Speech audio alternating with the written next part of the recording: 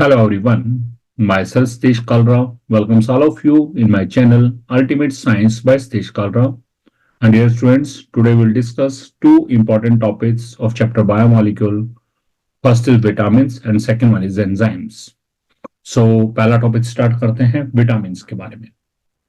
आपने lower classes में balance diet के अंदर विटामिन्स वर्ड बहुत बार सुना होगा। सो विटामिन्स है क्या हमारे पास, कितने टाइप्स के हैं, उन सबसे रिलेटेड क्वेश्चन है।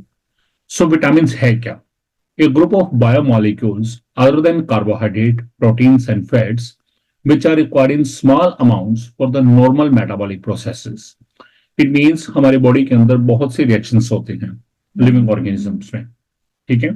सो उन लिविंग ऑर्गेनिज्म में जो रिएक्शंस हो रही हैं एनिमल्स में और खास अपना जो है ह्यूमन बींग्स में, तो वहां पर जो नॉर्मल मेटाबॉलिक प्रोसेसेस है उनके लिए एक स्पेशल टाइप के बायोमोलिक्यूल रिक्वायर्ड हैं। They are required in small amount and for the life growth and health of human beings and animals. These are called vitamins. They are not synthesized by our body. हमारी body से synthesise नहीं कर सकती, so they must be supplied from outside. अब on the basis of solubility in water, fats और oils, vitamins are of three types. vitamins जो है three type के हैं, किस बेस पर?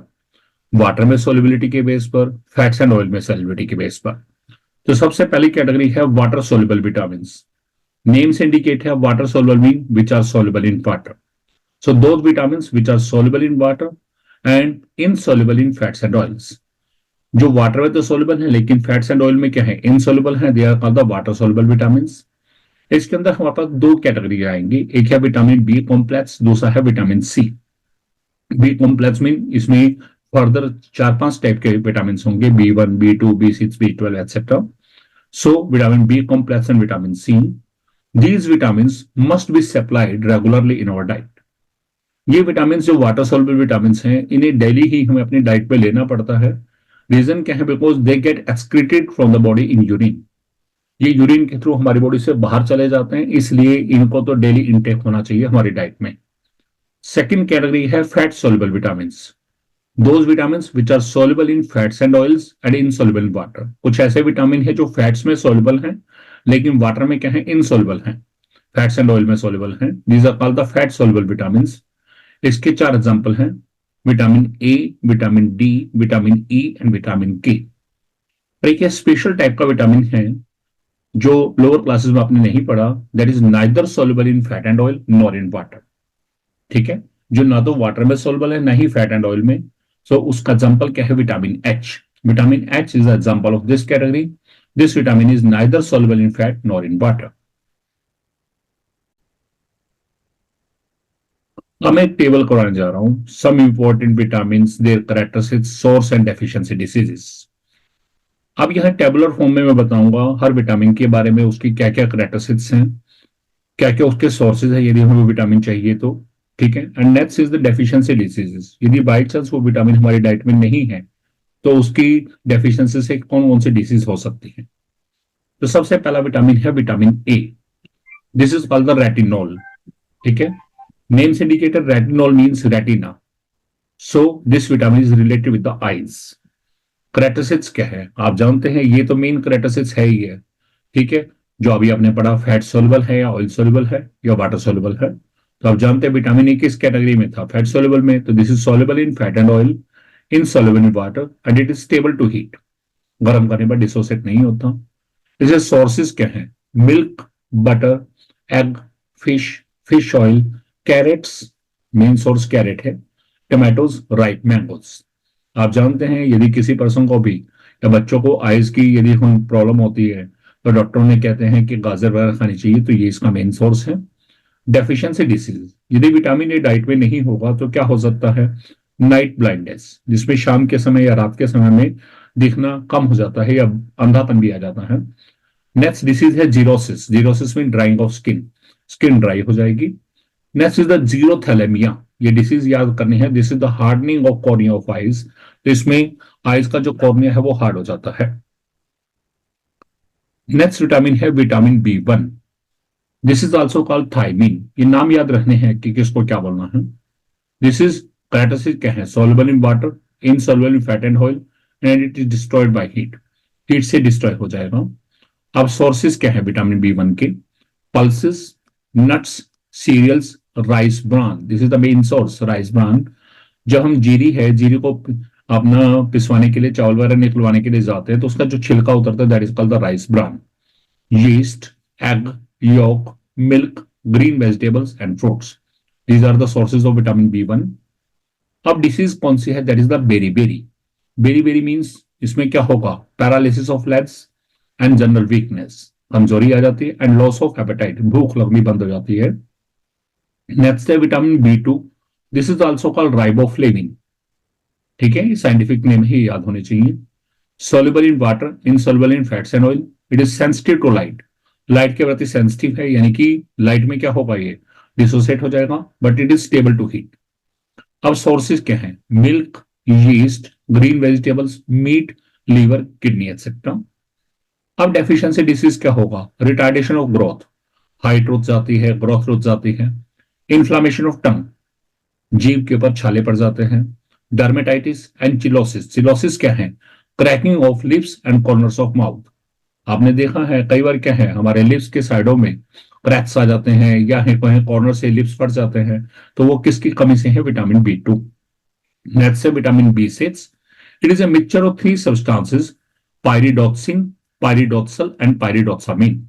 ये याद रखने हैं सभी। कैरेक्टरिस्टिक्स क्या है? Soluble in water, insoluble in fat and oil. अब इसके सोर्सेज क्या है? राइस, ये ब्रॉन्ज गलत लिखा हुआ है, yeast, meat, fish, eggs, whole cereals like wheat, maize, rice etcetera. Deficiency disease क्या होगी? पेलाग्रा। पेलाग्रा में क्या है? शिवर्ड स्किन, स्किन पे झुर्रियां पड़ जाती हैं। Anaemia in man and it affect the central nervous system. ठीक है। नेक्स्ट है vitamin B12। This is also called cyanocobalamin. Cyanocobalamin, नाम से दिख रहा है कोबाल, यानी कि इट कंटेन्स कोबाल्ट। अब इसकी कैरेक्टरिस्टिक्स क्या है? Soluble in water, insoluble in fats and oil, and it is stable to heat. इसके अलावा एक और बात हमने अभी पढ़ा, जितने भी वाटर सोल्युबल विटामिन हैं, they must be supplied regularly in our diet, क्योंकि वो बॉडी से यूरिन के अंदर बाहर चले जाते हैं, एक्सक्रीट हो जाते हैं। But this is the only vitamin, water soluble category के अंदर ओनली विटामिन है which can be stored in our body. ये हमारी बॉडी में स्टोर हो सकता है। ठीक है। अब इसके sources milk, egg and all animal tissues. इसकी कमी से डिसीज कौन सी है? Pernicious anaemia. Next vitamin is vitamin C. This is also called ascorbic acid. This is also called ascorbic acid. अब विटामिन सी के बारे में तो लोअर क्लास से पढ़ते आ रहे हैं।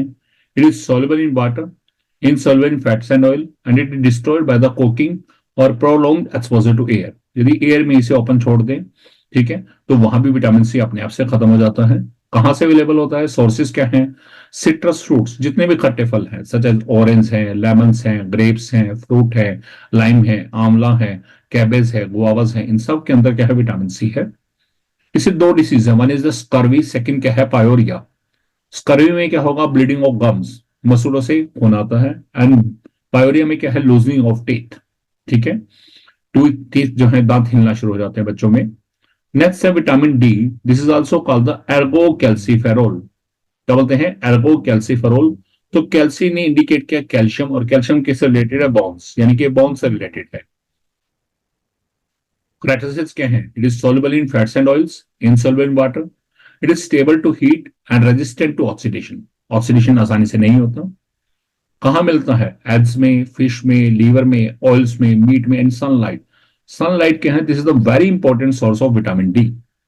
आपने देखा है कि हमारे घरों में जब भी कोई छोटा बच्चा होता है, छोटे बच्चे का जन्म होता है, तो जो हमारे घर के बड़े बुजुर्ग हैं, उसे क्या है? सनलाइट में लेके बैठते हैं। क्यों बैठते हैं? ताकि उसे विटामिन डी प्रॉपर मिले और उसकी बोन स्ट्रॉन्ग हो। तो डिसीज क्या है इससे? रिकेट्स। रिकेट्स में क्या होगा? Bending of bones in children. बच्चों में जो बोन्स मुड़ जाती हैं, वो डिसीज का नाम क्या है? रिकेट्स। एंड दूसरी डिसीज है ऑस्टियोमलेशिया इन एडल्ट्स। एंड इसमें क्या होगा? ऑस्टियोमलेशिया में चांसेस ऑफ मल्टीपल फ्रैक्चर्स, कि कई बार हल्का सा गिरने से ही कुछ हड्डियां टूट जाती हैं, तो उस डिसीज को बोलते हैं ऑस्टियोमलेशिया। ये विटामिन डी की कमी से होती है।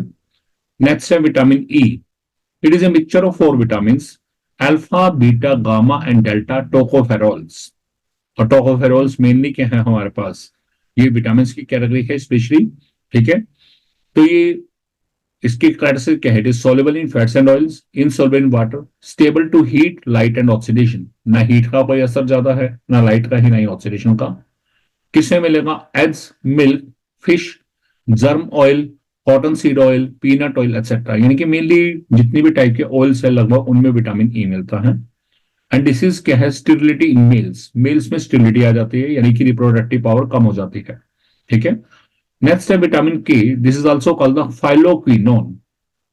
फाइलोक्विनोन। अब डिसीज क्या है इससे? Sorry, characteristics soluble in fats and oils, insoluble in water, it is sensitive to light and alkali, and it can withstand the cooking temperature, cooking temperature को टॉलरेट कर सकता है लेकिन लाइट और अल्कली के प्रति सेंसिटिव है।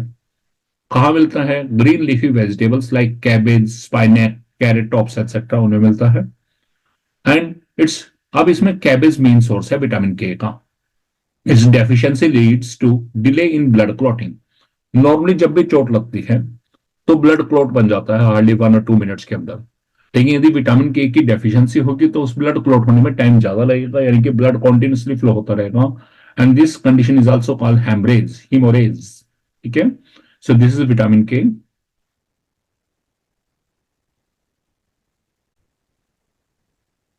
And the last vitamin is vitamin H. This is also called biotin. अब आपने क्रेसेस पढ़ी है तो एक स्पेशल एक्सेप्शन है। It is neither soluble in fat and oil nor in water. कहां से मिलेगा? यीस्ट में, लीवर में, किडनी में। And its deficiency leads to dermatitis. Dermatitis skin diseases है and loss of hair etcetera, यानी कि गंजापन आ जाता है। ये विटामिन एच की डेफिशिएंसी से है। So this is all about vitamin. अब विटामिन के क्वेश्चन कैसे आते हैं मैं आपको बताता हूं। इसमें क्वेश्चन इस टाइप से पूछ लेते हैं। कई बार आपको पूछते हैं what is the scientific name of vitamin A, तो आप बताएंगे रेटिनोल। कई बार पूछते हैं name the deficiency disease caused by the deficiency of vitamin A, तो आप बताएंगे नाइट ब्लाइंडनेस, जीरोसिस, जीरोथेरेमिया। ये कई बार इसका उल्टा भी पूछ लेते हैं। आपको पूछते हैं beriberi disease is caused by the deficiency of which vitamin, तो आप बताएंगे विटामिन बी1। फिर पूछते हैं what are the different sources which can prevent the beriberi disease, तो आप जानते हैं बेरी बेरी डिसीज किसकी कमी से हो रही है? विटामिन बी1 या थायमिन से। और उसके मेन सोर्सेज क्या है? राइस ब्रान, पल्सेस, नट, सीरियल्स। ठीक है। तो इस तरह से क्वेश्चंस नेम, विटामिन के नेम से डेफिशिएंसी डिसीज पूछी जा सकती है, डेफिशिएंसी डिसीज के बेस पर विटामिन पूछे जा सकते हैं, इवन उनके सोर्सेज पूछे जा सकते हैं। सो इस टेबल को आप अच्छे से देखिएगा, ये टेबल बहुत ही इंपॉर्टेंट है।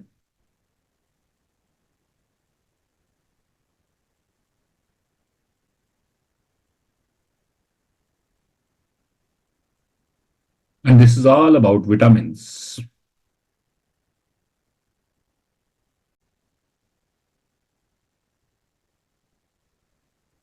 Now, the next category is enzymes. So what are enzymes? Enzymes है क्या? आपने एंजाइम का नाम बहुत सुना होगा डाइजेस्टिव सिस्टम के अंदर। सो एंजाइम है क्या? The chemical reactions occurring in the living organisms are called biochemical reactions. जितनी भी केमिकल रिएक्शंस लिविंग ऑर्गेनिज्म में होते हैं उन सबको हम क्या बोलते हैं? Biochemical reactions. And those substances which increase the speed of biochemical reactions they are called biochemical catalyst और बायोकैटलिस्ट, और इनका तीसरा नाम क्या है? एंजाइम्स। ठीक है। सो जो बायो नॉर्मली क्या है, जो रिएक्शन की स्पीड को बढ़ाते हैं उन्हें बोलते हैं कैटलिस्ट, लेकिन जो बायोकेमिकल रिएक्शन की स्पीड को बढ़ाते हैं उन्हें क्या बोलते हैं? Biochemical catalyst. They are also called biocatalyst, they are also called enzymes. अब नेक्स्ट टॉपिक है करेक्टरिस्टिक्स ऑफ एंजाइम। एंजाइम में क्या क्या करेक्टरिस्टिक्स है? सबसे पहला है स्पेसिफिसिटी। स्पेसिफिसिटी का मतलब क्या है? एंजाइम जो है अपने एक्शन में स्पेसिफिक है। Enzymes are very specific in their action. It means a particular enzyme will catalyze a particular biochemical reaction and no other enzyme can be used in that reaction. For example, जैसे आप देखिएगा आपने sucrose की reaction पढ़ी थी, C12H2211 है, plus water add करते हैं, किसकी प्रेजेंस में? इन्वर्टेज एंजाइम की प्रेजेंस में। डिसोसिएट हुआ था सीसी एस्ट्रोलोसिस प्लस सीसी एस्ट्रोलोसिस। This is glucose, this is fructose and this is sucrose, and इस प्रोसेस को हम क्या बोलते हैं? This is called the inversion of cane sugar. ठीक है। अब ये रिएक्शन आपने देखा किसकी प्रेजेंस में है? इन्वर्टेज एंजाइम की प्रेजेंस में। अब यदि हम बाय चांस इन्वर्टेज की बजाय कोई और एंजाइम, जाइमेज, यूरिएज, यदि वो यूज करते हैं, then then this reaction will not take place, तो ये रिएक्शन ही नहीं होगी। इसका मतलब एक पर्टिकुलर एंजाइम है वही यूज होगा, एक पर्टिकुलर रिएक्शन में उसकी बजाय दूसरा एंजाइम यूज करेंगे तो रिएक्शन नहीं होगी, यानी कि रिएक्शन नहीं हो सकती। सेकंड कंडीशन है ऑप्टिमम टेम्परेचर एंड पीएच।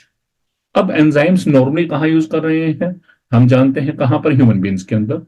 तो enzyme show maximum efficiency eight a temperature of 37 degree Celsius and biological pH of 7.4। यानी कि जिस समय पर ह्यूमन बीइंग की पीएच 7.4 है और टेम्परेचर 37 डिग्री सेल्सियस है, तो एंजाइम की एफिशिएंसी उस समय मैक्सिमम होगी, यानी कि एंजाइम अपना उस समय बायोकेमिकल एक्शन की स्पीड को बहुत फास्टली बढ़ाएंगे। ठीक है, अब आप जानते हो 37 डिग्री सेल्सियस क्या है, this is the normal body temperature. और नॉर्मल बॉडी टेम्परेचर में यदि इससे कम ज्यादा होता है तो उस समय एंजाइम की एफिशिएंसी डाउन हो जाती है। इसका बहुत सिंपल सा एग्जांपल है कि जब भी हमें फीवर होता है तो हमारा टेम्परेचर 37 से ज्यादा हो जाता है या कम हो जाता है, उस समय हमारे को डाइजेशन प्रॉपर नहीं हो पाता, इसीलिए डॉक्टर हमें रिकमेंड करता है कि उस समय हमें लाइट फूड लेना है। ठीक है, नेक्स्ट है efficiency. Enzymes are highly efficient in their action and they increase the speed of reaction by 10 to the power 20 times. ये क्या करते हैं, किसी रिएक्शन की स्पीड को 10 to the power 20 टाइम्स बढ़ाते हैं। आप इमेजिन कर सकते हैं कि कितना ज्यादा स्पीड को बढ़ाएंगे। नेक्स्ट है small quantity. Only A small quantity of enzyme is sufficient for the conversion of millions of reactant molecule into products in a fraction of second.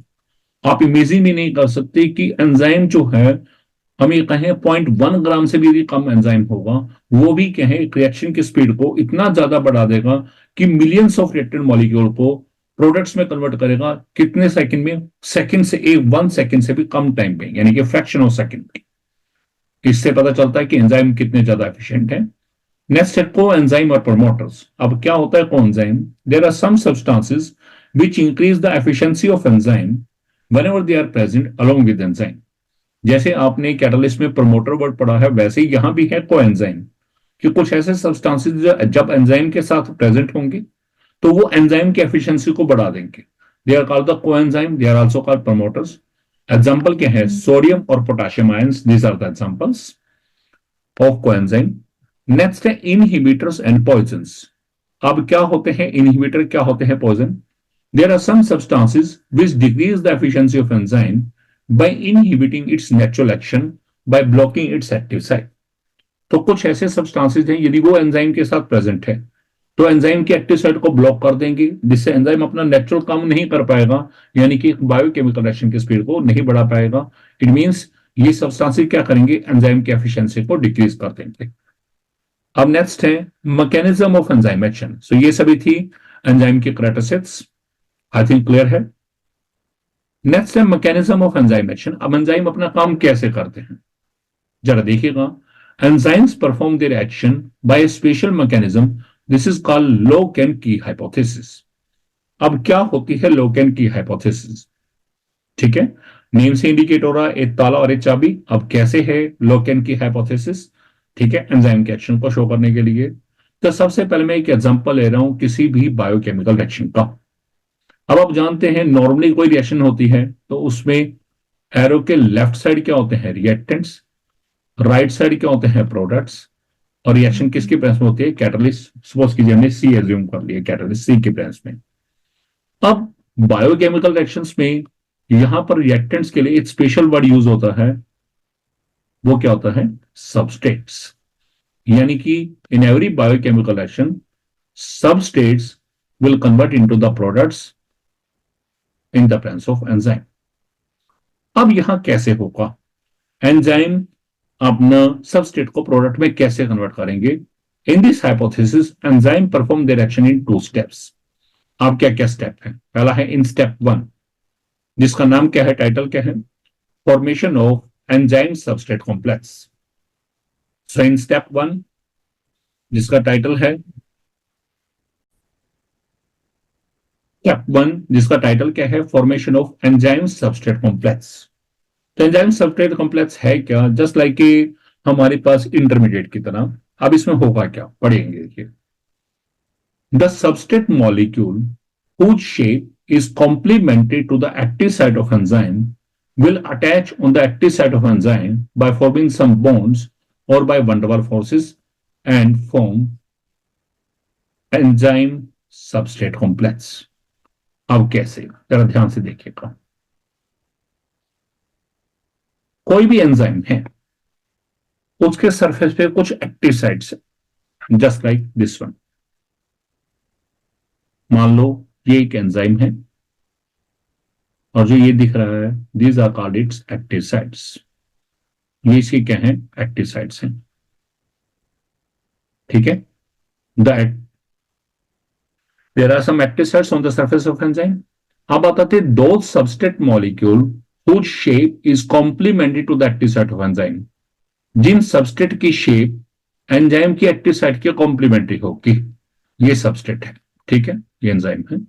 तो जिन सबस्ट्रेट मॉलिक्यूल की शेप एंजाइम की active site के अनुसार होगी, आप देखिए ये active site की शेप है और ये सबस्ट्रेट की शेप है। देखिए एक दूसरे के कॉम्प्लीमेंट्री है। जैसे छोटे बच्चे ब्लॉक्स खेलते हैं तो ब्लॉक्स को एक पर्टिकुलर दूसरे ब्लॉक के अंदर फिट करते हैं, तो देखते हैं शेप के अनुसार ऑर्गेनाइज करते हैं। तो यहां में शेप मैटर करेगी। तो दो substrate molecule whose shape is complementary to the active site of enzyme, they will come and fit into the active site। Active site में आके जुड़ जाएंगे। ये एक्टिव साइट थी, यहां पे आके इसके अंदर फिट हो जाएंगे इस तरह से, and they will form a complex and this is called the enzyme substrate complex। so पहले क्या हुआ, सबस्ट्रेट एंजाइम के साथ जुड़े, उन्होंने एक बना दिया कॉम्प्लेक्स, नाम है ES। This is the enzyme substrate complex. This is just like an intermediate. अब ये बिल्कुल वैसा ही है जैसे पर्टिकुलर लॉक है, उसमें पर्टिकुलर की ही फिट होगी। तो मान लो लॉक के अंदर का जो स्पेस बना होता है जहां की फिट होती है, that are the active site. अब उसके अंदर क्या है, और जो हम चाबी लगाते हैं दैट इज द सबस्ट्रेट, वही जाके उसके अंदर पर्टिकुलर फिट होंगे, ठीक है। तो वैसा ही सेम केस है यहां पर कि शेप का मैटर करता है, शेप कॉम्प्लीमेंट्री होनी चाहिए। अब स्टेप 2 में क्या होगा, इन स्टेप 2 जिसका टाइटल क्या है, occurrence of chemical reaction on the surface of enzyme and formation of product along with the regeneration of enzyme। अब क्या होगा, ये आपका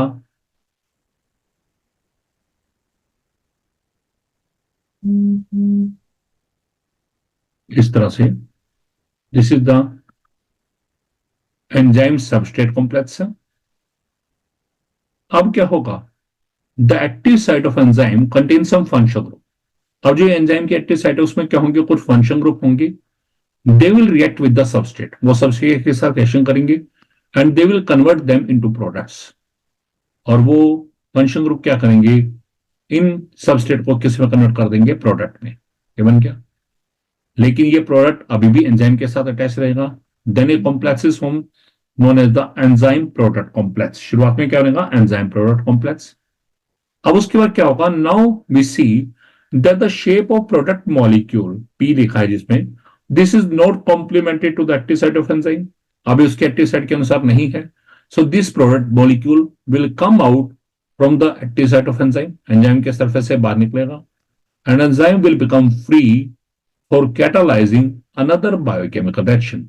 और एंजाइम दोबारा से फ्री हो जाएगा एक नई रिएक्शन की, एक नई बायोकेमिकल रिएक्शन की स्पीड को बढ़ाने के लिए। सो ये है, देखिए पढ़ेंगे इसके बारे में।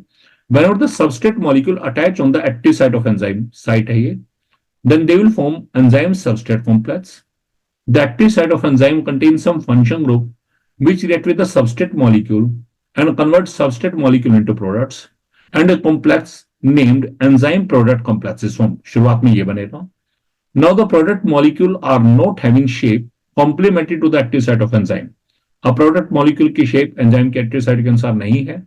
They leave the active site and then enzyme become free for catalyzing another biochemical reaction, and in this way enzyme is regenerated। जैसे किसी रिएक्शन में कैटालिस्ट यूज होता है, तो जब रिएक्शन कंप्लीट होती है कैटालिस्ट बाहर निकल जाता है, तो यहां एंजाइम फ्री हो जाएगा। So in this way enzyme perform their action and this is the lock and key hypothesis and this is all about enzymes. And this is all about our today's video about vitamins and enzymes. Hope you learned a lot from my video. If you like my video, then you can share my video and you can subscribe my channel Ultimate Science by Satish Kalra. Thanks a lot, students.